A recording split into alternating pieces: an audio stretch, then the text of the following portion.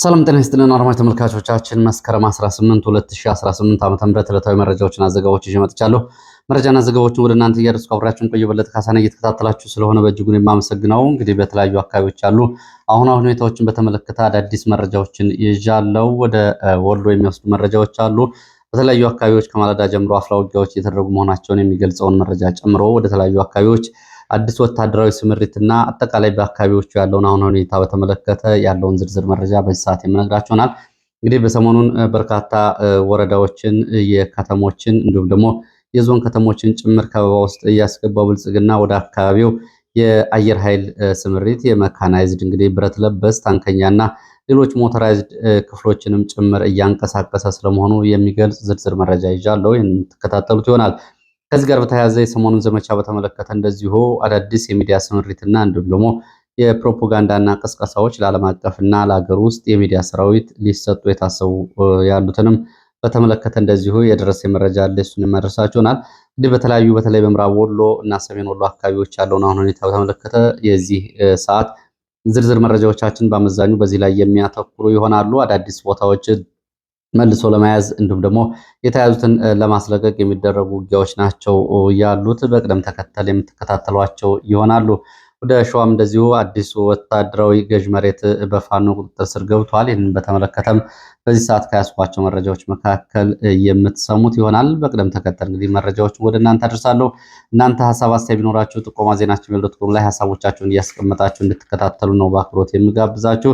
እንግዲህ በዚህ ሰዓት የተለያዩ መረጃዎችን ይዣለሁ። እንደነገርኳችሁ የመጀመሪያው መረጃዬን ወደ ማዕከላዊ ኢትዮጵያ ወደ ጉራጌ ዞን የሚወስደኝ መረጃ ማስቀደም ጀምራለሁ። እንግዲህ በጉራጌ ዞን በተለያዩ አቅጣጫዎች በተለይ እነ ሽመልስ አብዲሳ እንግዲህ ይህንን ዞን ለማፍረስና ለመከፋፈል በውስጥም በውጭም በተለያዩ መንገዶች ስምሪት ሰጡበት ነው የቆየው የጸጥታ ስምሪት።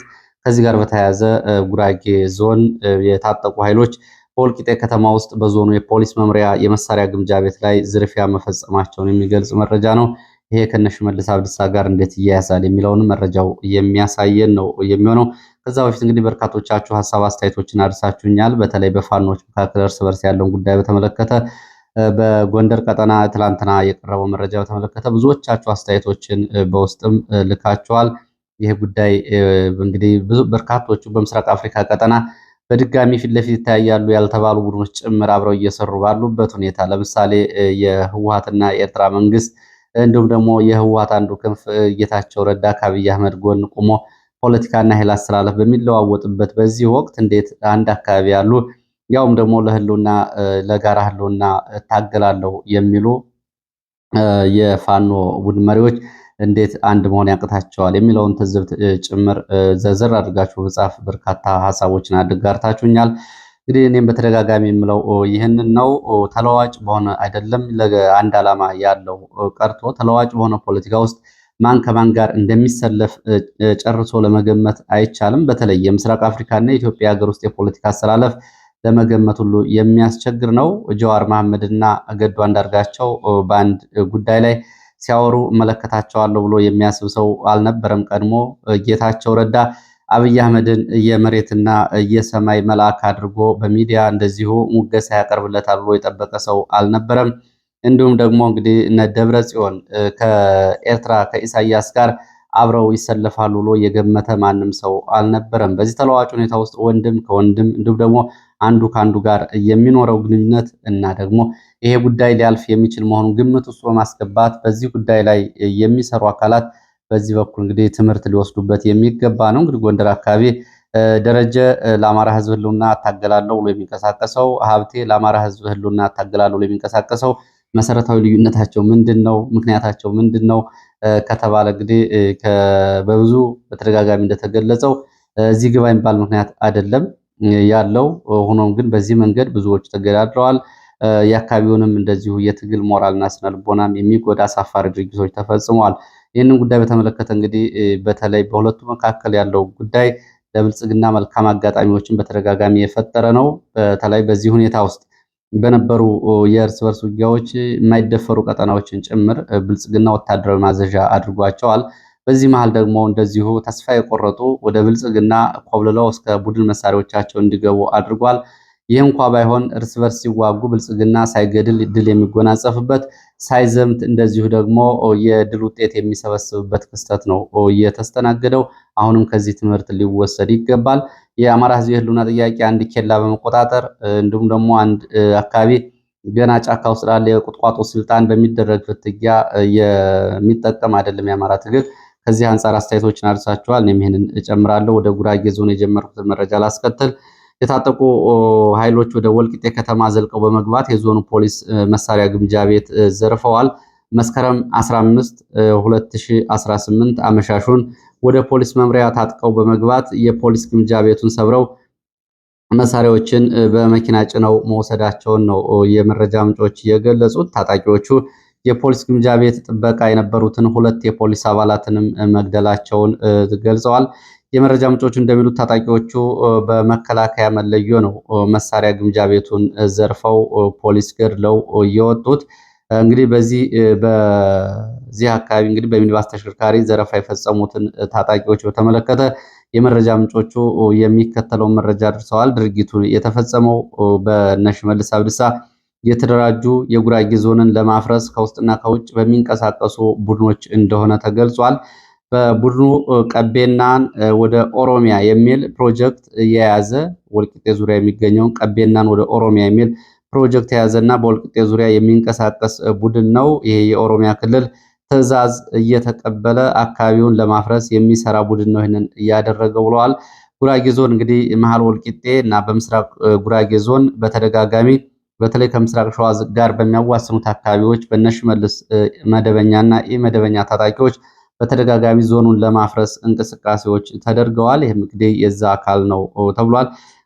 በዚህ በጉራጌ ዞን ካሁን በፊትም የወልቂጤ ከተማ የከተማ አስተዳደሩ የፖሊስ ግምጃ ቤት እንደዚሁ በታጣቂዎች ተዘርፎ መሳሪያ መወሰዱ ይታወቃል። በዚሁ ቀጠናም እንደዚሁ በተለይ በጉራጌ ዞን አበሽጌ እና ዳርጌ አካባቢዎች የአማራን ትጥቅ ለማስፈታት በሚል ሽመልስ አብዲሳ ከዚህ በፊት ከደቡብ ምዕራብ ሸዋ ዞን ኖኖ ወረዳ 2017 ብቻ ከ5 ዙር በላይ የኦሮሚያ ልዩ ኃይል ወደ አካባቢው በማዝመት በመከላከያ ጋር ከ27 በላይ ገበሬዎችን ረሽነዋል። ከ200 በላይ የሚሆኑት ደግሞ ታስረዋል። 70 የሚሆኑት ደግሞ እስካሁን የደረሱበት አልታወቀም። ብዙዎችም ተፈናቅለዋል። ትልልቅ የበርበሬና የበቆሎ መጋዘን የአማራ ገበሬዎችና የአማራ አርሶ አደሮች ንብረት እንዲወድምና እንዲዘረፍ ተደርጓል። እንግዲህ እነ ሽመልስ ጋር አዋሳኝ የሆነ ዞን አዋሳኝ የሆነ ክልል እነ ሽመልስ ወረራ እንዲሁም ደግሞ ይገባናል በሚል ወረራ ያልፈጸሙበት አንድም ክልል የለም።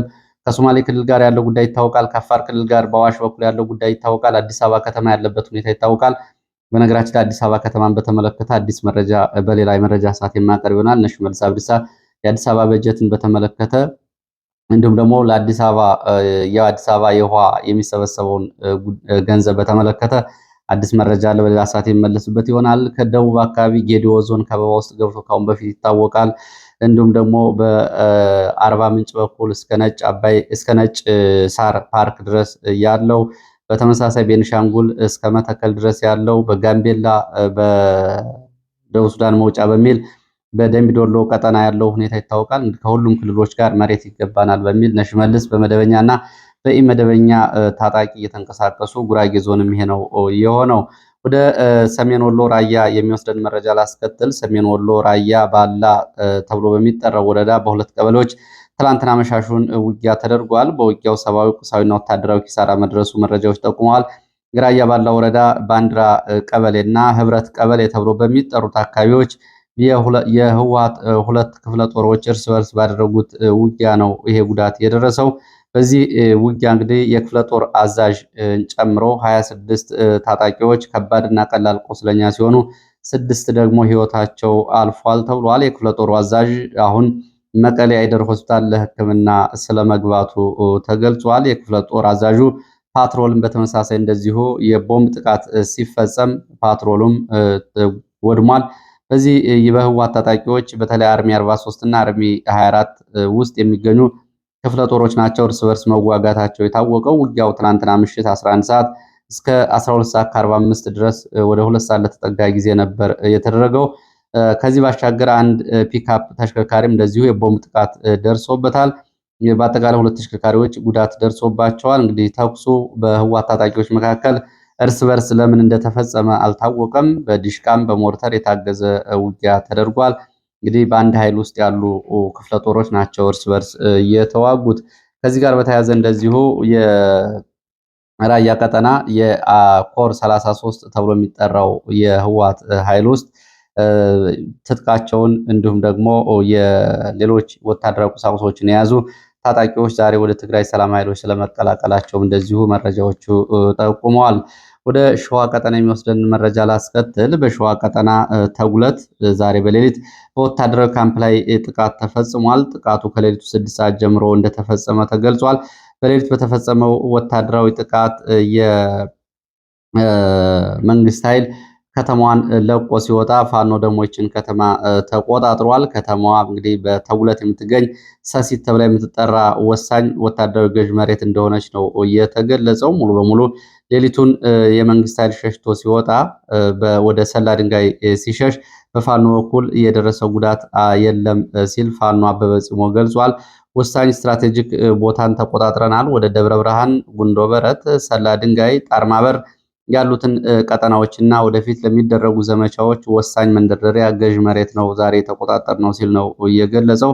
እንግዲህ ከዚህ ይህም ቦታ ከአሁን በፊት የመንግስት ኃይሎች ከተቆጣጠሩት በኋላ በአካባቢው የፋኖን እንቅስቃሴ እንደዚሁ ለመግታት ከፍተኛ ስምሪት ነበር ተሰጥቶ የቆየው። በዚህ ይህንን በተለይ በሌሊቱ ጥቃት በፋኖ ላይ ጉዳት አልደረሰም። ኮሎኔል አደራጀው ተብሎ የሚጠራው የመከላከያ አዛዥ ይዞት የነበረው ወታደራዊ ምሽግና እንዲሁ ካምፕ በፋኖ ተይዟል። በመንግስት ኃይሎችም የደረሰው ዝርዝር ጉዳት አልታወቀም። ሌላው መረጃችን መከላከያ በትላንትናው ዕለት ያወጣውን ጽሁፍና ቢቢሲ ያጋራውን በአጭሩ ወደ እናንተ ላድረስ። መከላከያ ሚኒስቴር እንግዲህ በሚኒስቴር ደረጃ ምናልባት መከላከያ ሰራዊቱ በተደጋጋሚ ያወጣል። መከላከያ በሚኒስቴር ደረጃ ግን የአሰብን ጥያቄ በተመለከተ ለመጀመሪያ ጊዜ እንግዲህ በዚህ መንገድ እንደውም መውጫ የሌለው በሚል ፍረጃ አቅርቧል። ፍረጃው ምንድን ነው? በአሰብ ጉዳይ ላይ የአሰብ ጥያቄ ትክክል አይደለም ብለው የሚናገሩ እና የሚቀላምዱ ሰዎች ካሉ ባንዳ ናቸው የሚል እንግዲህ ይህንን በአንድ በኩል ሙሉ ፍረጃ አድርሷል።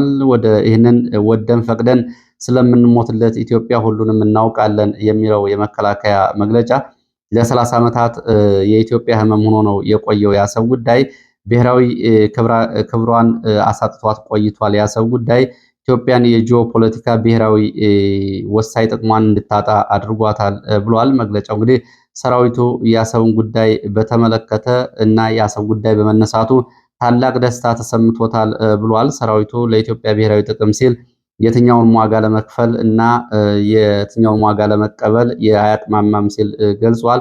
የቀይ ባህር ጉዳይ በቅርቡ እንደሚወሰን እርግጠኛ ነን። ስለሆነም የቀይ ባህርና የአሰብ ጉዳይ ትክክል እንዳልሆነ የሚቀላመዱ ካሉ እነሱ ባንዳ ናቸው ሲል ነው የገለጸው። የመከላከያ የሰሞኑ ወታደራዊ ማዕረግና ሹመትም ከዚህ ጋር የተያያዘ እንደሆነ የመከላከያ ሰራዊት የሰው ኃይል ኃላፊ ጀነራል አጫሉ መናገራቸው፣ እንዲሁም ደግሞ ጀነራል ጌትነት አዳነ የመከላከያ ቃል አቀባይ የውሃ ጥቅምን ለማስከበር ለሚመጣ የደህንነት አጣብቂኝ ሰራዊቱ ዝግጁ መሆን እንዳለበትና ዝግጁ ነው ማለታቸው፣ አብይ አህመድ ሰሞኑን እንግዲህ ከመጽሐፍ ምርቃቱ ቀጥሎ በአባይ ግድብ ምርቃት የተናገራቸው ተደጋጋሚ ጉዳዮችን ተከትሎ በኤርትራ በኩል ተደጋጋሚ ምላሽ መሰጠቱ ይታወቃል። እንግዲህ ሰራዊቱ በአገር ውስጥ ጦርነት በዚህ ሁኔታ በተለይ ሰሞኑን በሰሜን ወሎ፣ ደቡብ ወሎ፣ ምዕራብ ወሎ ቀጠናዎች የደረሰበትን ጉዳት ተከትሎ ጉዳዩን እንግዲህ ወደ አሰብ ከፍ አድርጎ መከላከያን መግለጫ ሰጥቷል። አሁን መሬት ላይ ያለው ሁኔታ ግን የሰራዊቱ አጠቃላይ እንዲሁም ደግሞ የሰራዊቱ መሪዎች የፖለቲካ ቁርጠኝነቱና የፖለቲካ አንድነቱ ይህን ለማድረግ ያስችላል የሚለው አብሮ የሚታይ ቢሆንም ግን ይህንን ጉዳይ ለመቀልበስ ይመስላል ትላንት የተሰጠው መግለጫ። ሌላው የሰሞኑን እንግዲህ በዚህ በሰሜን ወሎ አካባቢ ያለውን ዘመቻ ተከትሎ ብልጽግና በኩል ህዝብን ድጋፍ ለማግኘት የሻዕቢያና ወያኔ ወረራ ፈጽመውብናል በሚል በሌላው የኢትዮጵያ አካባቢ ቅስቀሳ ለማድረግ እንዲሁም ደግሞ የዘጋቢ መረጃና ቅንብር ምስሎችን ለመስራት እንቅስቃሴ ላይ ስለመሆኑ ተገልጿል። በዚህ አካባቢ እንግዲህ ሀራ አካባቢ የመንግስት ሚዲያ ጋዜጠኞች ወደ ሀራ ሰሜን ወሎ እንዲንቀሳቀሱ ይደረጋል። ከዚህ ባሻገር ከነገ ከሰኞ ጀምሮ በአዲስ አበባ ለሚገኙ ኤምባሲዎች፣ አፍሪካ ህብረትና ሌሎች ዓለም አቀፍ ተቋማትን ጨምሮ ወያኔ የፕሪቶሪያውን የሰላም ስምምነት በማፍረስ ወረራ እንደፈጸመ እንዲሁም ደግሞ ሻዕቢያን በዚህ ውስጥ በቀጥታ እጁን አስገብቷል የሚሉ ጉዳዮች ለወታደራዊ አታሼዎች እንዲሁም ደግሞ ለዓለም አቀፍና ተቋማት ተወካዮች እንዲደርሱ ይደረጋል ነው የተባለው። በዚህ በኩል የብልጽግና ዝግጅት እንግዲህ በሚዲያ በኩልም ያለው እንግዲህ የሚዲያ ሰራዊቱ ደግሞ ከዚህ በፊት ከህወሓት ጋር በነበሩ ጦርነት እንዲሁም ደግሞ በሌላ ግንባር የተገኙ ምስሎችን በመጠቀም የሰሞኑን ዘመቻ ለሶስተኛ ኃይል ለሻዕቢያና ለህወሓት አሳልፎ በመስጠት ፋኖ የለም ጠፍቷል የሚለውን ፕሮፓጋንዳ ለማስጠበቅ እንደዚሁ የሚዲያ ስምሪት ታዟል ነው የተባለው። ምንም እንኳ የብልጽግና የሚዲያ ሰራዊት ሰሞኑን ከፍተኛ መዛልና ተስፋ መቁረጥ ቢታይበትም በመዋቅር ደረጃ የሚለቀቁትን እነዚህ መረጃዎች በማህበራዊ ሚዲያ እንዲያስተጋቡ ትዕዛዝ ተሰጥቷል። ከዚህ ጋር በተያያዘ እንግዲህ በትላንትናው ዕለት በሰሜን ወሎ ወንዳች ተብሎ የሚጠራው አካባቢ ፋኖ የማረከው መሳሪያ ምስል በማቀነባበርና እንዲሁም ደግሞ ጅሩ ሰሜን ሸዋ በሚሊሻ ተያዙ የተባሉ ወጣቶችን ፎቶ አንድ ላይ በማቀናበር ወልዲያ ውስጥ ትናንትና ፋኖ ተደመሰሰ፣ ፋኖ ተያዘ፣ የፋኖ መሳሪያ እንዲሁም ደግሞ የሻዕቢያና የህወሓት ታጣቂዎች አዋጊዎች በቁጥጥር ስር ዋሉ በሚል ይህን የራሱን የፋኖን የቪዲዮ እና የምስል ማስረጃ የብልጽግና የሚዲያ ሰራዊት ገልብጦ ሲያሰራጭ ነው ያመሸው። አጠቃላይ እንግዲህ ወደ ወልዲያና አካባቢው ያለው ሁኔታ ምን ይመስላል የሚለውን በተመለከተ በወልዲያ ዙሪያ አሁንም ውጥረት እንዳለ ነው። በሶስቱም በሮች በኩል ፋኖ ነው ያለው። ጎንደር በር፣ ጀነቶ መውጫ እንዲሁም ደግሞ በመርጦ በኩል ወደ ደላንታ ፀሐይ መውጫ በኩል አሁንም ፋኖ ይገኛል። ይህንን በተመለከተ አሁን የመንግስት ኃይል በብቸኝነት ወደ ወልዲያ የሚወጣበትና የሚገባበት መስመር ወደ ሐራ መውጫ ተብሎ የሚጠራው ብቻ ነው። በመሃል ከተማ በወታደራዊ ማዘዣ ካምፖች፣ በትልልቅ ተቋማት፣ ስቴዲየም፣ ዩኒቨርሲቲ እና በመሳሰሉት አካባቢዎች መምህራን ኮሌጅ የመንግስት ኮማንዶ፣ እግረኛ፣ አድማ ብተና፣ ሚሊሻ ተሰማርቶ ይገኛል። የመንግስት ኃይል ስምሪት እንግዲህ ከእግረኛ ከኮማንዶ ባሻገር በመካናይዝድ በሞተረኛ በታንከኛ ጭምር ነው። ከዙ 23 እስከ ሞርተር ዲሽቃ እንዲሁም ደግሞ የአየር ቀጠናው ድሮኖች አሁንም እያንዣበቡና ተሰማርተው ነው የሚገኙት። በሰሞኑ ዘመቻ እንግዲህ ፋኖ ተዳክሟል፣ ተበትኗል የሚለውን ፕሮፓጋንዳ ከተሰራጨ በኋላ ለመጀመሪያ ጊዜ 10 ጊዜ የድሮን ጥቃት ትናንትና በወልዲያ ዙሪያ በመፈጸም እና ታንከኛ በማሰማራት መንግስት እንግዲህ ሁለት ክፍለ ጦሮች ኃይሉን ያጣበትን ውጊያ በአየር ኃይል ለመቀልበስ ትላንትና የአየር ኃይል ስምሪት አድርጓል። ዛሬም በተመሳሳይ ከማለዳ ጀምሮ በአካባቢው የድሮን ቅኝት አለ። ዝርዝር ቦታዎቹን ወደኋላ አደርሳለሁ። እንግዲህ የሰሞኑን ዘመቻ በፋኖ የቅርብ ወራት ዘመቻዎች ውስጥ በወታደራዊና በፖለቲካዊ ተጽዕኖ ትልቅ ስፍራ ያገኘ ዘመቻ ተብሎ ነው እየተጠራ የሚገኘው። በሁለት ዞን የሚገኙ የብልጽግና ኃይል 2/3ኛውን የፖለቲካውም ወታደራዊ ኃይልም እንደዚሁ እንግዲህ እንዲበተን እንዲሁም ደግሞ እንዲጎዳ ሶስተኛ ወገን ፕሮፓጋንዳ እንዲሰራጭ ያደረገ ከላይ እስከታች ድረስ እንግዲህ ከቀበሌ እስከ ፌዴራል ድረስ ባለው የብልጽግና መዋቅር ውስጥ ከፍተኛ ድንጋጤ የፈጠረ ዘመቻ ነው። ለዚህም ነው እንግዲህ ሻዕቢያ ነው ይህንን ወረራ ያደረገው የሚለው የመጣው። አጠቃላይ ወልዲያ አሁን ሁኔታውን በተመለከተ ዛሬ ሌሊት በወልዲያ በተለያዩ ቦታዎች ውጊያ ሲደረግ ነው ያደረው። ተጨማሪ ኃይል ከአፋርና ከሐራ ከደሴ ኮምቦልቻ ወደ አካባቢው በታች በአፋር በኩል እየተጓጓዘ ነው የሚገኘው። ብልጽግና ባለስልጣናት አድማ ብተና በመከላከያ ካምፕ ውስጥ እንደተደበቁ ነው ያደሩት። መካናይዝድ፣ ታንከኛ፣ ብረት ለበስ እስከ አየር ኃይል ድረስ ብርቱ ውጊያ በተደረገበት ወልዲያ ከተማ ዛሬም እንደዚሁ ድሮን እያንዣበበ ነው። በድሮን ድብደባ በንጹሃን ላይ ከፍተኛ ጉዳት ደርሷል። ሳንቃ ጤና ጣቢያ የአንድ ባልና ሚስት ጭምር ስለመገደላቸው ዛሬ የወጡ መረጃዎች ያሳያሉ። የሐኪሞችና ታካሚዎች ላይ ጉዳት ደርሷል። የብልጽግና የሚዲያ ሰራዊት በጤና ጣቢያው ላይ የተፈጸመውን የጦር ወንጀል የሆነና የድሮን ጥቃት ለማስተባበል እየተሯሯጠ ነው የሚገኘው። ጎላ ጦጣ ማደሪያ እንደዚሁ ደግሞ ቃሊም መግቢያ የድሮን ጥቃቶች ተፈጽመዋል። በዚህ እንግዲህ በሰዎች ላይ ጉዳት ደርሷል። ጥቁር ውሃ ዙሪያ የተፈጸመው የድሮን ጥቃት በራሱ በመንግስት ኃይል ላይ ጉዳት ማድረሱም ተገልጿል። ቃሊም፣ ጎላ ሴቶችና እናቶች ጭምር በድሮን ጥቃት ተገድለዋል። የድሮን ኢላማ በራሱ በመንግስት ኃይል ላይ ሲፈጸም ይሄ የመጀመሪያው አይደለም።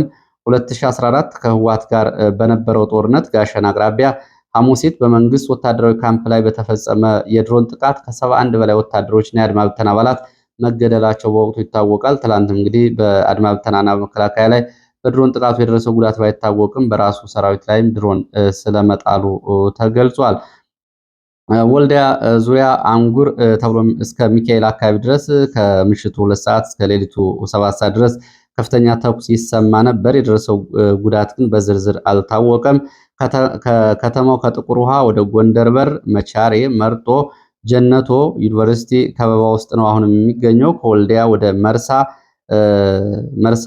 እንዲሁም ደግሞ ከወልዲያ ወደ ጋሸና ላሊበላ ምንም አይነት የትራንስፖርት እንቅስቃሴ ዛሬ የለም። የብልጽግና አመራሮችና ካድሬዎች በየትኛውም ሰዓት ከተማው በፋኖ ሊያዝ ይችላል በሚል ስጋት ውስጥ መግባታቸውን ነው መረጃዎች የሚጠቁሙት። በዚህም እንግዲህ መከላከያ ከመዋጋት ይልቅ ጓዙን ሸክፎ ሲወጣ አይተነዋል በሚል የብልጽግና አመራሮች በመከላከያ እንተማመንም በሚል አሁንም ወደ ሐራ ወጥተው ለመቀመጥ ፍላጎት ቢኖራቸውም ከክልሉ መጣ በተባለ ትዕዛዝ መሰረት በዚህ ሰዓት ወልዲያ ከተማን ለቆ የሚወጣ የቀበሌ፣ የወረዳ፣ የከተማ፣ የዞን አመራር ቢኖር የጽንፈኛ መንገድ መሪ ነው። ከመከላከያም በዚህ መንገድ እርምጃ ሊወስድበት ይገባል የሚል ትዕዛዝ ስለመተላለፉም ተገልጿል። እንግዲህ ወልዲያ አካባቢ ያለው ሁኔታ ዛሬ ረፋድ 3 ሰዓት ጀምሮ ደግሞ በተከታታይ በከተማው ዙሪያ ድሮን እያንዣበበ ነው የሚገኘው።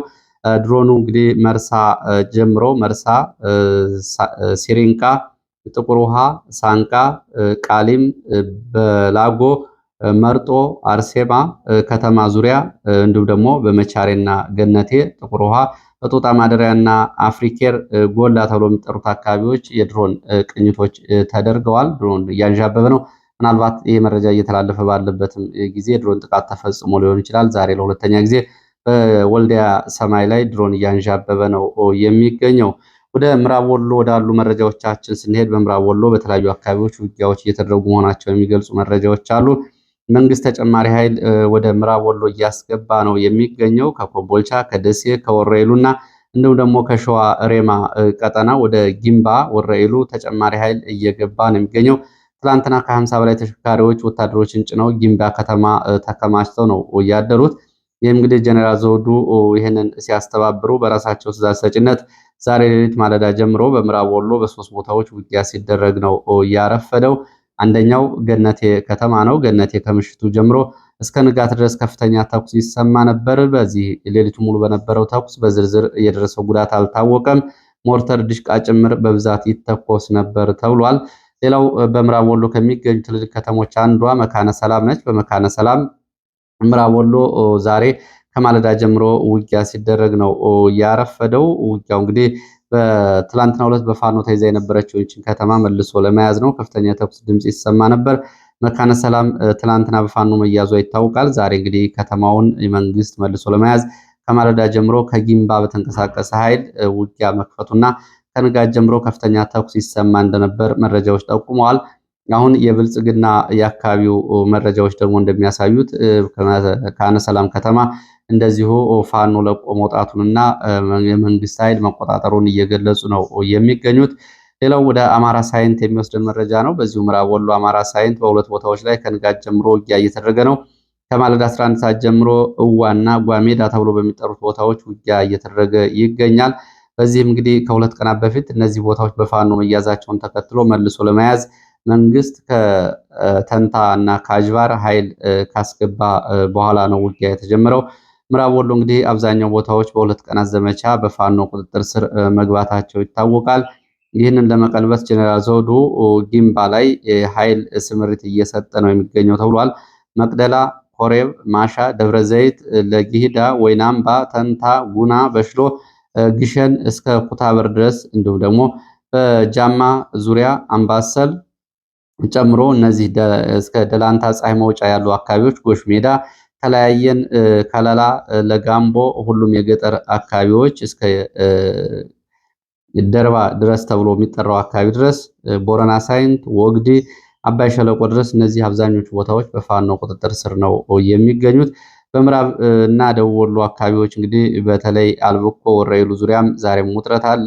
ደሴ ዙሪያ ኩታበር፣ ኩኩፍቱ ከበባና ውጥረት ነው ያለው። በሁለት ቀናት ዘመቻ የጃማ ወረዳ የሰላምና ደህንነት ኃላፊ ኮሎኔል በለጠን የሚሊሻ ጽሕፈት ቤት ኃላፊውን ጨምሮ የኩታበር የፖሊስና የጸጥታ አስተባባሪዎችን ጨምሮ በርካቶቹ በዚህ ውጊያ ሞትና ቁስለኛ ሆነዋል። እንግዲህ በትናንትናው ዕለት የቀብር ስነስርዓታቸውም ተፈጽሟል። በሰሞኑ ውጊያ እንግዲህ ከተገደሉ የአካባቢ አስተዳዳሪዎች እነዚህ በተገለጹት አካባቢዎች ያሉ ይገኙበታል ነው የተባለው። ከሐይቅ ወደ ፓሶሚሌ ተጨማሪ ኃይል ዛሬ እየተጓጓዘ ስለመሆኑ እንደዚሁ መረጃዎች ጠቁመዋል። ከሐይቅና ከደሴ የተውጣጣ ኃይል ወደ ፓሶሚሌ ተብሎ ወደሚጠራው የጦር ሰፈር ተንቀሳቅሷል። ይህም ዋና ዓላማው ወደ አምባሰልና ወደ ውጫሌ ስምሪት ለመውሰድ ነው ሲሉ ነው የገለጹት የመረጃ ምንጮች። በዚህ እንግዲህ በሐይቅ አምባሰል፣ በመርሳ ወልዳ ያለው መንገድ በፋኖ ነው ሙሉ በሙሉ ተይዞ የሚገኘው። ሌላው እንደዚሁ በደሴ ዙሪያ እንግዲህ በደሴ ዙሪያ ከጉጉፍቱ አያታ፣ አስግዶ፣ ቀይ ገደልና አጥንት መስፈሪያ ቦሩ ኩታበር መውጫ ድረስ እንደዚሁ ውጥረቶች መኖራቸው ነው የታወቀው። አሁን ተጨማሪ ስምሪት በዚህ አካባቢ ተሰጥቷል። መርሳ፣ ውርጌሳ፣ ጃራ፣ ሲሪንቃ ፋኖ ቁጥጥር ስር ናቸው። ከሐራ ወደ መርሳ ከጭፍራ የመጣ አዲስ ኃይል እንዲገባ ስምሪት ተሰጥቶታል። የመርሳ አመራሮች ዛሬ ይህንን ኃይል እየገባችሁ እየመራችሁ ወደ ከተማችሁ ተመለሱ መባላቸውን ታውቋል። ከመርሳ ከነበሩ የብልጽግና አመራሮች እንደዚሁ ወደ አፋር እየጠፉ መኖራቸውም ተሰምቷል። በአጠቃላይ የሰሞኑን ዘመቻ በተመለከተ ያው በተደጋጋሚ ብልጽግና በማህበራዊ ሚዲያ ሰራዊቱ በኩል የተለያዩ መረጃዎችን እያሰራጨ ነው የሚገኘው። ለዚህ ሰዓት ያስኳቸው መረጃዎች እነዚህን ምስሉ ስለተከታተላችሁ በእጅጉ አመሰግናለሁ። በሌላ ተመሳሳይ መርሃ ግብር እስከምንገናኝ